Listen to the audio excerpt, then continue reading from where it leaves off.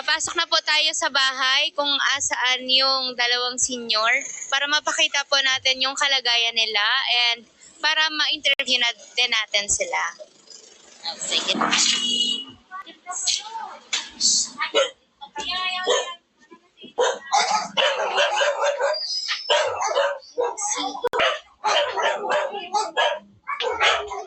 So, andito po tayo ngayong gabi sa bahay ni Nanay. Yan. Ano pong pangalan niyo, Nay? Belinda po. Nanay Belinda.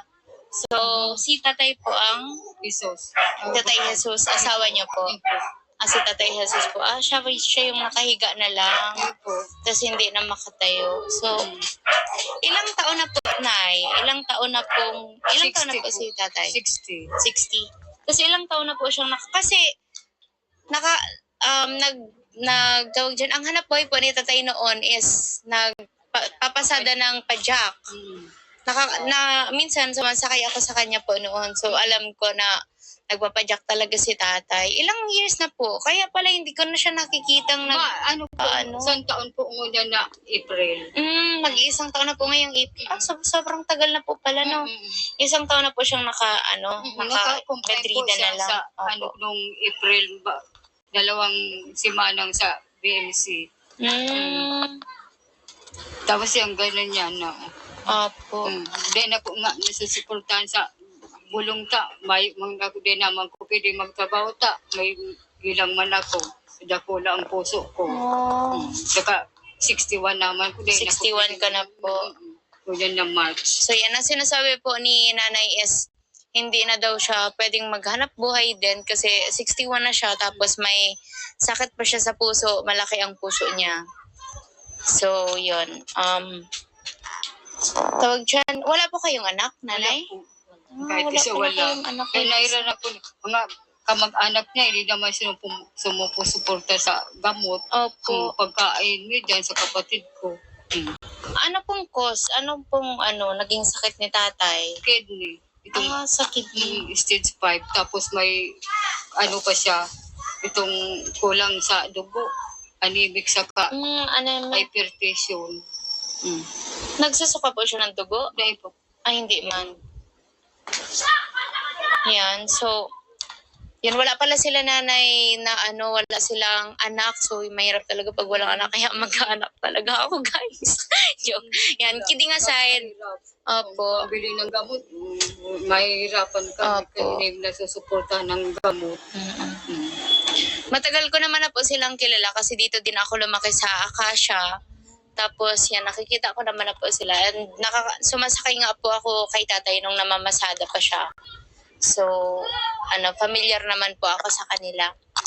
Tawag dyan, nag-grocery po ako ng pantulong sa inyo. Kasi nagpadala ang Medit Community, si Lola Mila, ng pang-grocery para sa inyo, pantulong sa inyo. And yan po, ano na lang po, Nay, ano pong nararamdaman ni Tatay? Masakit na lang yung mga paa. Tapos yung digi sa may baywang niya, masasakit. Apo. Hindi na po siya nakakatayo? Hindi na po. So andito lang din siya? Andito lang talaga siya? Nakahiga na. Na nga ni o. Apo. Maliliit ang mga paa. Kaya gusto namin nga dalo sa patik-apan. Wala naman akong pera po. Hindi naman nagpapadala yung kamag-anak niya sa Legazpi. Opo. Dito po sa Naga, wala siyang mga kamag-anak? Wala po. Sa Legazpi. So yan po talaga ang nakakalungkot, no? Kapag may sakit ka, tapos walang tumutulong sa'yo or walang may gustong tumulong sa'yo.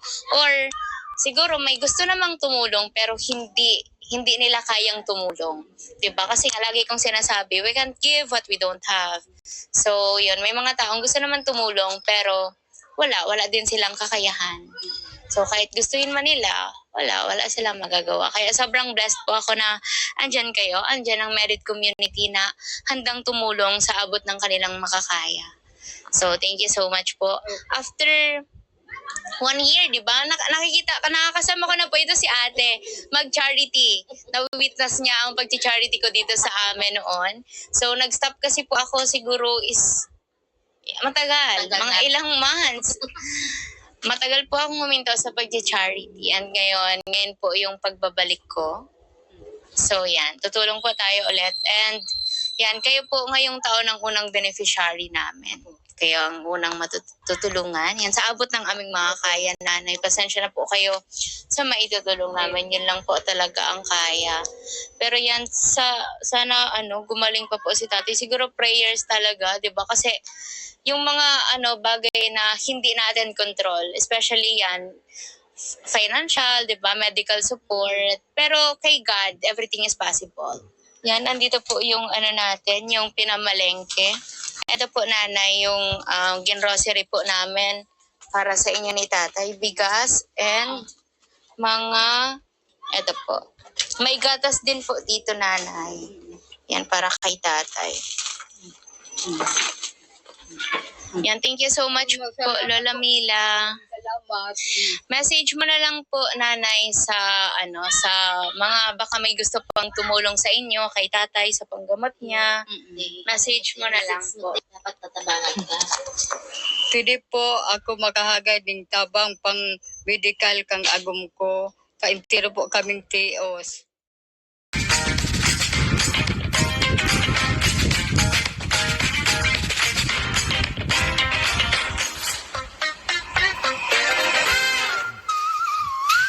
So, magcha-charity po tayo ngayon.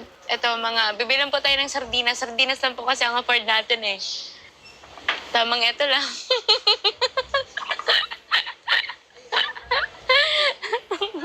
Joke lang, di pa nga po ako nakakatikim nito eh.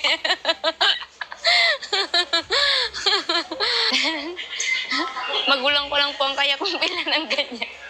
Sa ngayon. Tsaka na po ang ensure. Hindi pa natin afford.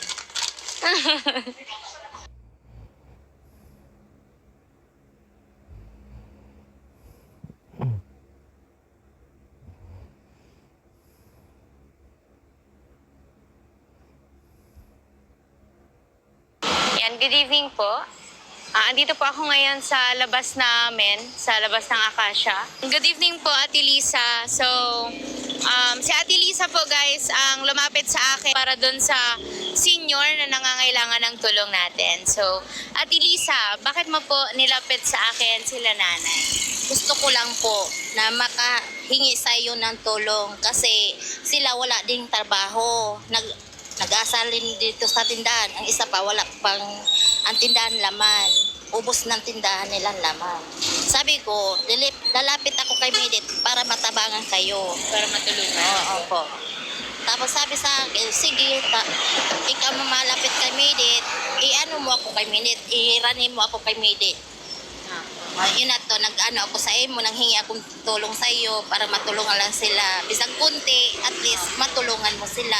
Apo. Yan, sobrang bait po ni Ate Lisa, no?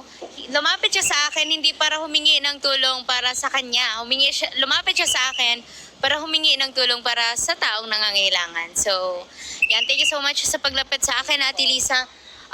Ang tulong po ngayon is hindi naman po talaga galing sa akin kasi alam mo naman po, student pa lang naman ako. Tapos, ayan, may family din po ako. So, yan, andyan ang community ko na handang tumulong sa abot ng kanilang makakaya, sa abot ng aming makakaya. So, ang tumulong po ngayong gabi is si Lola Mila. Lola Mila, thank you so much po sa ipinadala niyong tulong para ngayong araw. Kasi nung pag kinausap mo po ako, kinausap ko din siya agad na Lola Mila, may lumapit po sa akin para humingi ng tulong, ganyan. Tapos hindi naman po siya nag-hesitate na magpadala agad para makatulong.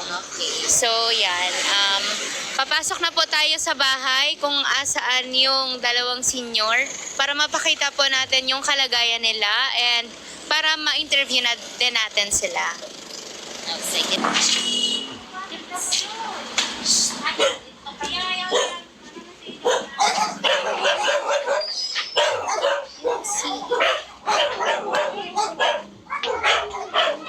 So, andito po tayo ngayong gabi sa bahay ni nanay. Yan. Ano pong Belinda. pangalan niyo, nay? Belinda po. Nanay Belinda. So, si tatay po ang Isos. Tatay Jesus, asawa niyo po. Yun po. Si Tatay Jesus po, siya yung nakahiga na lang. Yun po. Tapos hindi na makatayo. So, ilang taon na po, Nay? Ilang taon na po si Tatay? 60. 60. Kasi ilang taon na po siyang kasi, tawag dyan, ang hanap buhay po ni Tatay noon is, papasada ng pajak. Minsan sumasakay ako sa kanya po noon. So, alam ko na nagpapajak talaga si Tatay. Ilang years na po. Kaya pala hindi ko na siya nakikitang Ano po, isang taon po muna na April. Mag-iisang taon na po ngayong April. Sobrang tagal na po pala, no? Isang taon na po siyang Naka-complain po bedridden siya na lang. sa nung April, dalawang simanang sa BMC. Tapos yung gano'n niya na. Opo. Dahil na po nga nasusuportahan sa bulong ta. May mga din naman ko pwede magtrabaho ta. May ilang man ako. Dakula ang puso ko. Saka 61 naman ko. 61 ka na po. Kuya na March. So yan ang sinasabi po ni nanay is hindi na daw siya pwedeng maghanap buhay din kasi 61 na siya tapos may sakit pa siya sa puso. Malaki ang puso niya. So yun. Tawag dyan, wala po kayong anak, nanay? Wala po. Kahit wala isa po na wala. kayong anak. Kaya naira na po. Mga kamag-anak niya, hindi naman sumusuporta sa gamot. Opo. Pagkain mo dyan sa kapatid ko. Ano pong cause? Ano pong naging sakit ni tatay? Kidney. Itong Sa kidney. stage 5. Tapos may pa siya. Itong kulang sa dugo. Anemic saka hypertension. Nagsusuka po siya ng dugo? Dahil po. Ay, hindi man. Yan, so, yun, wala pala sila nanay na wala silang anak. So, mahirap talaga pag walang anak. Kaya magkaanak talaga ako, guys. Joke. Yan, kidding aside. Opo. Pabili ng gamot, mahirapan ka. Opo. Kaya nasusuportahan ng gamot. Matagal ko naman na po silang kilala kasi dito din ako lumaki sa Acacia. Tapos yan, nakikita ko naman na po sila. And sumasakay nga po ako kay tatay nung namamasada pa siya. So, familiar naman po ako sa kanila. Tawag dyan, nag-grocery po ako na ng pantulong sa inyo. Kasi nagpadala ang Medit Community, si Lola Mila, ng pang-grocery para sa inyo, pantulong sa inyo. And yan po, ano na lang po, Nay, ano pong nararamdaman ni tatay? Masakit na lang yung niya, mga paa. Tapos yung digi sa may baywang niya, masasakit. Opo. Hindi na po siya nakakatayo? Hindi na po. So andito lang din siya? Andito lang talaga siya? Nakahiga na. Ano? Na nga ni Opo. maliliit na ang mga paa. Oh. Kaya gusto namin nga i-galo sa pa-check upan. Wala naman akong pera Opo. hindi naman nagpapadala yung kamag-anak niya sa Legazpi. Opo. Dito po sa Naga, wala siyang mga kamag-anak. Wala po. Sa Legazpi. So yan po talaga ang nakakalungkot, no? Kapag may sakit ka, tapos walang tumutulong sa'yo or walang may gustong tumulong sa'yo. Or, siguro may gusto namang tumulong pero hindi nila kayang tumulong. 'Di ba? Kasi nga lagi kong sinasabi, we can't give what we don't have. So, yun, may mga taong gusto naman tumulong pero wala din silang kakayahan. So, kahit gustuin man nila, wala silang magagawa. Kaya sobrang blessed po ako na andyan kayo, andyan ang Merit Community na handang tumulong sa abot ng kanilang makakaya. So, thank you so much po. After 1 year, di ba? Nakakasama ko na po ito si ate. Mag-charity. Nawi-witness niya ang pag-charity ko dito sa amin noon. So, nag-stop kasi po ako siguro matagal. Mga ilang months. Matagal po akong huminto sa pag-charity. And ngayon po yung pagbabalik ko. So, yan. Tutulong po tayo ulit. And, Yan, kayo po ngayong taon ang unang beneficiary namin. Kayo ang unang matutulungan. Yan, sa abot ng aming mga kaya, nanay. Pasensya na po kayo sa maitutulong namin. Yun lang po talaga ang kaya. Pero yan, sana gumaling pa po si tatay. Siguro prayers talaga, di ba? Kasi yung mga bagay na hindi natin control, especially yan, financial, di ba? Medical support. Pero kay God, everything is possible. Yan, andito po yung natin, yung pinamalengke. Ito po, nanay, yung ginrocery po namin para sa inyo ni tatay. Bigas and mga, ito po. May gatas din po dito, nanay. Yan, para kay tatay. Yan, thank you so much po, Lola Mila. Salamat. Message mo na lang po, nanay, sa sa mga baka may gusto pang tumulong sa inyo, kay tatay sa panggamot niya. Message mo na lang po. Dapat tatabangan ka. Pwede po ako makahagad ng tabang pang medical kang agom ko. Kaintiro po kaming tios. Salamat pong maray sa Indugabos. Salamat ito. Salamat po sa nagpadala ng grocery sa amin. Maraming salamat po. Opo, welcome po. God bless po. Hindi po nga di ang sa kuya itong inatake. Ako yun yung Ako nag-asikaso. Inatake din po siya sa puso. Ako ang nag-ano sa nagsusuporta kanya. Nag-ano man, iba doon sa ospital. Opo, sa Kay hospital. kaawa man, wala nag-ano. Si Ate Malo man, may may masi din. Wala Ano pong nangyari sa'yo, ate, nung na-hospital ka po? Tumilim yung paningin ko, tapos nagmanhid yung Namanhid yung katawan ko, tapos dito. May ganyan din pong sakit si Mama Helen. Malaki din ang heart ni Mama Helen. Yan. Ano pong ngayon okay ka naman na po? Okay naman. Medyo okay ka na po. Kailan po yun? Ilang na, 7? Ngayon lang. March 7 lang po. Yun na yung unang kinausap mo ako, ate. Oo, doon sabi ko sa imo, Ah, pwede ni magpatabang. Opo. Sabi ko, umiyak nga ako, naglapit ako sa'yo. Sabi ko, dapat matabangan mo man ang itong sila. Opo. Sabi ko, dapat makatabang si Midi. Opo. Ipagdasal ko sana makatabang sa kanila. Kaya wala talaga sila. Opo. Isa pa si Ate Malo. Ano man sa Ate Malo. Isa man lang siya nagtatabang dito. Kaya kung ngayon ni siguro, gadaan ako. So para Yun lang yan. suportahan Sa ako kanila. kayo. Kaya utang kong kayo sa inyo. Opo. Grabe. Si ate po pala ang nag-aasikaso and tumutulong talaga sa kanila. Like, alam mo yun, di ba? Ang pagtulong talaga, hindi naman talaga pera eh. Di ba? Katulad ni ate. Di ba? Walang makatabang. Oo. Tumutulong siya kahit walang perang involved. Or kung meron man pera, konti lang, di ba? Pero yung pa din, yung alam mo yun, yung tulong na walang hinihinging kapalit and tulong na galing talaga sa puso. Yun yung tulong na binibigay ni Ate Lisa. Kaya, thank you so much, Ate Lisa. God bless you lagi. Ayan, tapos na po nating tulungan si nanay and si tatay sa loob. Ayan, Ate Lisa, kasama ko po ulit si Ate Lisa para magbigay ng message para sa Merit Community. Gusto ko lang po matabangan ulit sila habang buhay po ang pagtatabang, di kayo magsasawa. Isa pa po, wala din silang pamilya, mga anak. Gusto ko lang po matabangan sila. Totoo ako po nagtatabang sa kanila.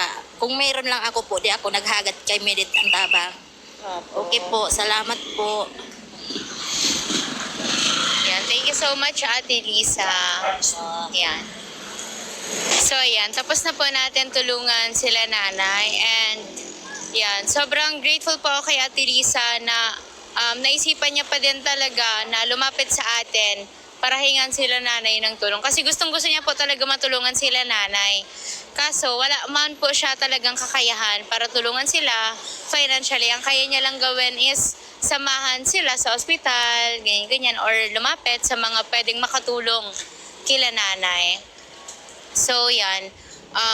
Sa Merit Communities, especially kay Lola Mila, thank you po sa opportunity. Thank you sa tiwala. And thank you sa support para makabalik ako sa pag-charity and sa pagko-content ko po. And sa Merit Community po, thank you po sa walang sawang pagmamahal at suporta sa akin. Yan, sa mga gusto pong tumulong pa din kila nanay and kay tatay, pwede po kayong mag-message sa akin. Yan. And kung may GCash po sila, hihingin ko po mamaya and yun po ang isi-send ko sa inyo. Yan. Thank you so much po mga kamedit. Thank you po sa lahat-lahat, sa pagmamahal sa akin, sa pagdamay, sa pagsuporta. God bless you all po.